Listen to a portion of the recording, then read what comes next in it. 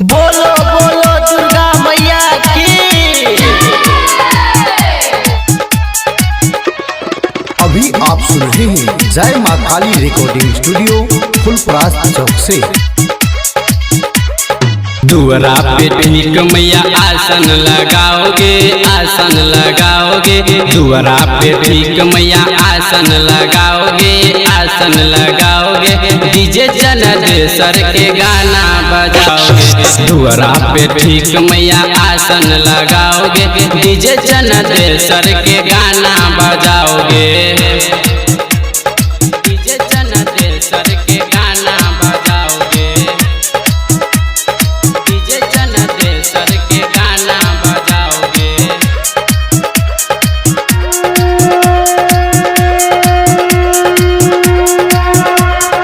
मैया के महिमा छै सबसे निराला, सबके खोले छै ई किस्मत के ताला, किस्मत के ताला, किस्मत के ताला। मैया के महिमा छै सबसे निराला, सबके खोले छै ई किस्मत के ताला, किस्मत के ताला, किस्मत के ताला।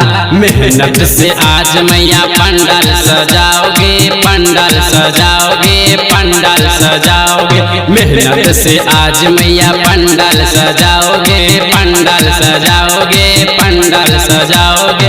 डीजे जनादेसर के गाना बजाओ रे। मेहनत से आज मैया पंडाल सजाओगे, पंडाल सजाओगे। डीजे जनादेसर के गाना बजाओ रे। बोलो बोलो दुर्गा मैया की। डीजे जनादेसर के गाना बजाओगे। डीजे जनादेसर के गाना बजाओगे। आइए पूजा मैया के सगरो, मैया तकतई कनी गे हमरो, कनी गे हमरो, कनी गे हमरो। आइए पूजा मैया के सगरो, मैया जे तकतई कनी गे हमरो, कनी गे हमरो, कनी गे हमरो। गाना आशीष के डीजे पे बजाओ रे, डीजे पे बजाओ रे, डीजे पे बजाओ रे। गाना आशीष के डीजे पे बजाओ रे, डीजे पे बजाओ रे, डीजे पे बजाओ रे। डीजे जनादेसर के गाना बजाओ रे। आशीष के गाना डीजे पे बजाओ रे, डीजे पे बजाओ रे।